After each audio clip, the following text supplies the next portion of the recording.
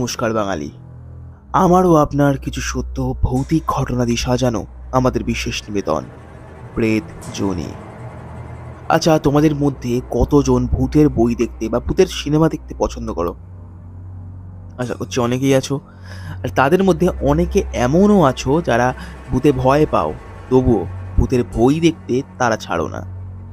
আচ্ছা, তারই মধ্যে একটা বই আমি জানি অনেকেরই প্রিয় একটি বই, 1920 ইভিল রিটার্নস। তার মধ্যে একটা সিন দেখানো হয়েছিল, তোমাদের জানি না কতজনের মনে আছে।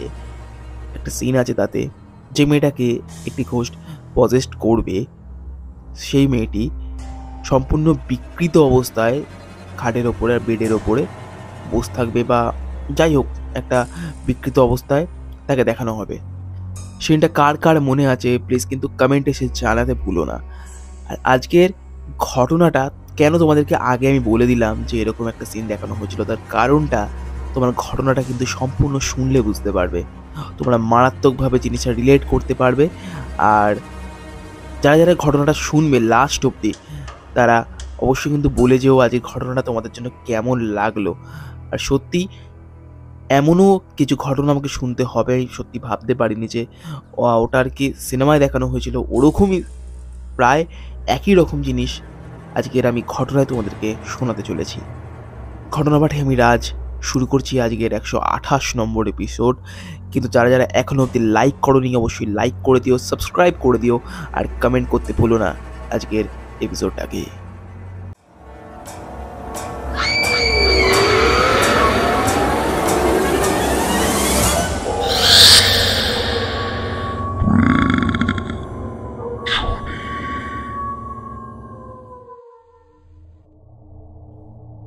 ঘটনা এসেছে রানাঘাট থেকে।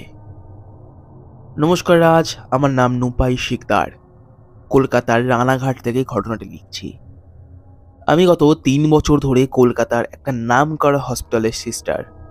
দুর্ভাগ্যবশত হসপিটালের নামটা আমি নিতে পারলাম না। বুঝতেই পারছো, হসপিটালের নামটা নিলে এমন অনেক লোক আছে যাদের কারণে আমার পার্সোনাল লাইফে অর্থাৎ আমার কাজের জায়গায় অনেক প্রবলেম হতে পারে। তবে আজকের যে ঘটনাটা আমি বলবো, এই ঘটনাটা আমার নার্সিং জীবনের সবথেকে ভয়ঙ্করতম দিনগুলির ঘটনা। অনেকদিন পর ভাবলাম তোমাকে একটি ঘটনা লিখি। আমি আগেও একটি ঘটনা পাঠিয়েছিলাম, তবে তোমার হয়তো পছন্দ হয়নি। এই ঘটনাটা অবশ্যই তোমার পছন্দ হবে। পছন্দ হলে অবশ্যই কিন্তু শুনিও। এবার ঘটনায় আসছি। কোভিডের পর তখন সবে আমার কাজের চাপ একটু কমেছে। আগে থেকেই বলে রাখি, এই ঘটনার ভেতরে দুটি ঘটনা আছে। দুটি ঘটনাই দুটি ঘটনার পরিপূরক। একদিন হঠাৎই আমাদের ওয়ার্ডে একজন পেশেন্ট ভর্তি হয়। অবস্থা তার প্রচণ্ড পরিমাণে খারাপ ছিল। জন্ডিস তার শরীরে এতটা পরিমাণেই বেড়ে উঠেছিল, যার কারণে তার অবস্থা প্রায় মরণ বাঁচনে এসে থেমেছিল। এই রুমে ওই পেশেন্টের সঙ্গে আরও 4 জন ছিল। পেশেন্টটাকে জন্ডিসের কড়া কড়া ওষুধ দেওয়ার পরও কোনোভাবেই তাকে বাঁচানো গেল না। তাই একদিন সকালে আমি ও আমার একটি বন্ধু দুজনেই রাউন্ডে বেরিয়েছি। হঠাৎই ওই রুমের অন্য একজন পেশেন্ট আমাকে এসে বলে, দিদি ভাই, কাল রাতে না ওই 6 নম্বর বেডের লোকটা আমাকে এসে ডাকাডাকি করছিল। আমি তো ঘুমের ঘোরে ছিলাম, আর শরীরটাও বড্ড দুর্বল ছিল, তাই না উঠতে পারিনি। তুমি একটু দেখো তো ওর কি হয়েছে। কথাটা শুনে কেমন যেন খটকা লাগলো। যে লোকটা গত 4 সপ্তাহ ধরে জন্ডিস হয়ে এতটাই বাড়াবাড়ি হয়ে গিয়েছিল যে সামান্য বসতে অবধি পারছিল না, সে উঠে রাতের বেলা আবার ডাকাডাকিও করছে। এই আবার কি করে সম্ভব? আমি জলদি গিয়ে লোকটার সামনে দাঁড়ালাম। দেখলাম যে না, যেমন স্যালাইনের মাস্ক মুখে লাগানো ছিল তেমনই লাগানো আছে, আর স্যালাইনও তো মনে হতে চলছে। নাকের কাছে হাত দিলাম, কেমন যেন বুকটা ধড়াস করে উঠল আমার। লোকটার নিঃশ্বাস পড়ছে না। আমার ওই বন্ধুটাকে ছুটে পাঠালাম ডাক্তারবাবুকে ডেকে আনতে। ডাক্তারবাবু এসে চেক আপ করে বলে লোকটা মারা গেছে। এখানে দুটো জিনিস আমার মাথায় এলো। এক, লোকটা যদি মারায় গিয়ে থাকে তবে রাতের বেলা ওই অন্য পেশেন্টকে কে ডাকতে গিয়েছিল? আর যদিও বা আমি ভাবি যে পেশেন্টটা মারা যাওয়ার আগে ওই পেশেন্টটাকে ডাকতে গিয়েছিল, তবে তার মুখে এমন অক্সিজেনের মাস্ক ঠিক একইভাবে কি করে লাগানো থাকে, অথবা তার স্যালাইনের পাইপ তার হাতে কিভাবে লাগানো থাকে? ব্যাপারটা কাউকে বললাম না। এর ঠিক 3 দিন পর এলো আরও একটা ছেলে, 20 কি 22-এর কাছাকাছি হবে। অ্যাডমিট হওয়ার পর ডাক্তারবাবু জানিয়ে দিলেন যে ওর ফিজিক্যালি যাই প্রবলেম থাকুক তার সঙ্গে ওর ব্রেনেও প্রবলেম আছে, যার কারণে ওকে আমাদের একটু চোখে চোখে রাখতে হবে। এর দায়িত্বে পড়লাম আমি ও আমার অন্য একজন দিদি, প্রমিলাদি। তবে আমাদের পড়ল নাইট শিফট। প্রথমে 1-2 দিন ওকে ঘুমের ওষুধ খাইয়ে ঘুম পাড়িয়ে রাখা হয়েছিল। ডাক্তারবাবুর কড়া আদেশ ছিল ও যত ভালো করে ঘুমাবে ও তত তাড়াতাড়ি সুস্থ হবে। তবে 3য় দিনের মাথায় হলো একটি ঘটনা। আমি ও প্রমিলাদি দুজনে মিলে রাত 9টার দিকে এসে ওই ছেলেটিকে ঘুম পাড়াতে এসেছিলাম। কারণ ছেলেটার ব্রেনের প্রবলেম ছিল, যার কারণে ও একা একা ঘুমাতে পারতো না। ওর সঙ্গে কথা বলতে বলতে আপনা আপনি ও ঘুমিয়ে পড়তো। আগেও অনেকবার এরকম হয়েছে, তাই সেদিনও তাই করতে এসেছিলাম। তবে সেই দিন দেখলাম সে ঘুমোতে একদমই নারাজ। আমাদেরকে বলল, দিদি দিদি আজকে আমি তোমাদের সাথে গল্প করব, ঠিক আছে? ঠিক আছে। তা আমরা প্রথমে ভাবলাম যে হয়তো গল্প করতে করতে ধীরে ধীরে আমি ওকে ঘুম পাড়িয়ে দেবো। তবে গল্প করতে গিয়ে হলো আর এক বিপদ। গল্প করতে করতে ছেলেটা হঠাৎই আমাদের পেছনের বেডটার দিকে তাকিয়ে কাকে যেন আমাদের দিকে আসার জন্য হাত দেখাতে থাকে, কাকে যেন ডাকতে থাকে ও। আর এটা সেই বেড যেখানে কদিন আগে সেই জন্ডিসের পেশেন্টটা মারা গিয়েছিল। ছেলেটা ওই দিকে তাকিয়ে বলতে থাকে, আয় আয়, এইদিকে আয়, আমরা সবাই মিলে একসঙ্গে গল্প করব তো। আয়, তুই দূরে বসে আছিস কেন? আসবি তো। বুকটা কেমন যেন ধড়াস করে উঠল আমার। মাথা ঘুরিয়ে পেছন দিকে তাকালাম, সম্পূর্ণ বেড ফাঁকা। তবে ও কাকে ডাকছে? ভয় ভয় আমি ওকে জিজ্ঞাসা করলাম, কে ওইদিকে? কাকে ডাকছো তুমি? ছেলেটা বলল, ওই তো ওই তো দাদাটা দূরে বসেই আছে, আমাদেরকে দেখছে।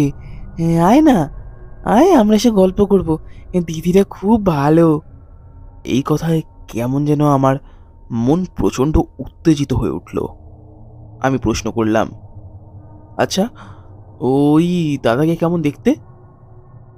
ছেলেটা উত্তর দিল, ছোট ছোট চুল, মুখ ভর্তি দাড়ি, আর আর ওই ওই ওই বাঁ হাতটা না, বাঁ হাতের কাছে কেমন যেন কাটা কাটা ইচ্ছি, কেমন যেন কাটা কাটা দাগ। প্রথমে ভেবেছিলাম যে ছেলেটার সত্যিই হয়তো মাথার ব্যামো রয়েছে, তবে এই কথাগুলো বলার পর মাথার ব্যামো কথাটা কোথায় যেন উবে গেল। ছেলেটা যা যা বলল সম্পূর্ণ বিবরণ ওই জন্ডিসের ছেলেটার সঙ্গে একদম হুবহু মিলে গিয়েছিল। প্রশ্নটা আবারও আমার মনে জাগে, লোকটা মারা যাওয়ার প্রায় 4 দিন পর এই ছেলেটি এই হসপিটালে অ্যাডমিট হয়, অর্থাৎ ওই লোকটিকে এই ছেলেটি চেনার কথাই নয়। তবে কিভাবে ছেলেটি ওই লোকটির কথা জানল? ছেলেটির অমন আচরণ দিনের পর দিন যেন আরো বাড়তে থাকে। ছেলেটি প্রায় 6 থেকে 7 বার নানান রকমভাবে সুইসাইড অ্যাটেম্প করার চেষ্টা করে। তবে সেই দিন যেটা হয়েছিল ওটা আমি আজ অবধি ভুলব না। এরকমই কিছুদিন হওয়ার পর আমি আর প্রমিলাদি জানিয়ে দিই যে ওই ছেলের বাড়ির লোককে রাতে করে থাকতেই হবে, নয়তো যে কোনো সময় যে কোনো রকমের বিপদ হয়ে যেতে পারে। ডাক্তারবাবুও সেটা তার বাড়ির লোককে জানিয়ে দেয়। 2 সপ্তাহ পর আমাদের অন্য একটি ওয়ার্ডের অন্য একটা পেশেন্টের দায়িত্বে রাখা হয়েছিল। হঠাৎই রাত তখন 3:30 হবে, ওই ওয়ার্ডটা থেকে প্রচণ্ড চিৎকারের আওয়াজ আসে আমাদের ওয়ার্ডের দিকে। আমি ও আমার অন্য বন্ধু বান্ধবরা ছুটে যাই ওই ওয়ার্ডে। ছুটে গিয়ে যা দেখলাম তা হয়তো এ জন্মে আমার দেখা সব থেকে ভয়ঙ্করতম দৃশ্য। দেখলাম ওই ছেলেটি বেডের উপরে অন্ধকারের মধ্যে দুমড়ে মুছড়ে পড়ে আছে, অর্থাৎ তার মাথা ও পিঠ পেছনের দিকে বেঁকে তার দু পায়ের মাঝে বেরিয়েছে, আর তার দুটো হাত সম্পূর্ণ বেঁকে দুপাশ দিয়ে বেরিয়ে এমনভাবে গিট্টি মেরে আছে যেন সেটা কোনো নারকেল দড়ি। ওই দৃশ্য আমি আর সহ্য করতে পারিনি, পালিয়ে আমাদের অন্য ওয়ার্ডে চলে এসেছিলাম। পরে অন্যান্য ডাক্তার ও সিকিউরিটি গার্ডরা মিলে ওই ছেলেটিকে ঠিক করে। শুনতে পেয়েছিলাম তার হাত ও তার সম্পূর্ণ শরীর এতটাই শক্ত হয়ে গিয়েছিল যেন সেটা কোনো পাথর। ওই রাত্রির বেলাতেই ওই ছেলেটিকে ট্রান্সফার করা হলো অন্য একটি হসপিটালে। আমার কেন জানি না বারবার মনে হচ্ছিল যে ওই ছেলেটির আচরণ আমার মোটেও কোনো স্বাভাবিক রোগী বা স্বাভাবিক পেশেন্টের মতন মনে হচ্ছিল না। এর পেছনে নিশ্চয়ই কিছু অলৌকিক আছে। আমি জানি তোমাদের মধ্যে অনেকেই বলবে যে আমি একজন নার্স হয়ে এই কথাগুলো কিভাবে বলতে পারি, তবে আমার জীবনেও এমন অনেক ঘটনা ঘটেছে যার কারণে আমি এগুলোকে বিশ্বাস করতে বাধ্য হয়েছি।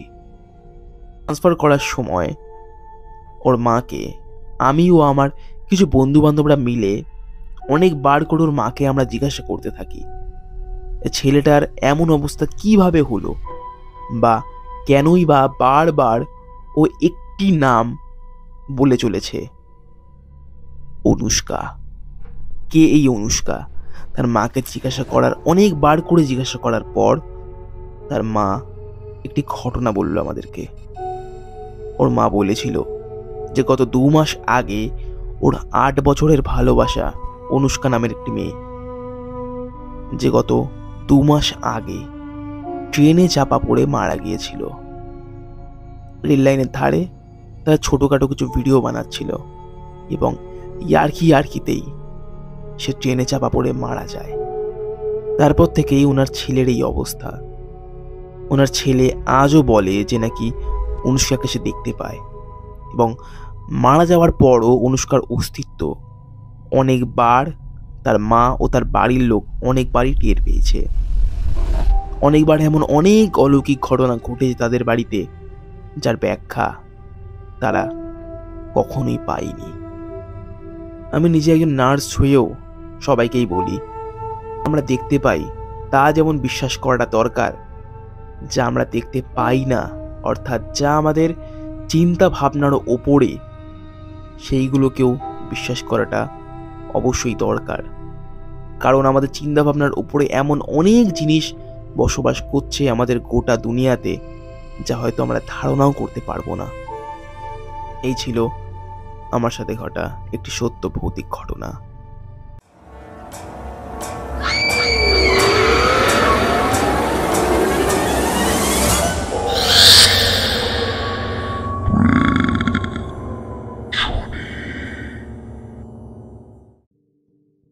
ওয়াটা ঘটনা ভাই, দারুণ একটি ঘটনা শুনলাম, দারুণ একটি ঘটনা।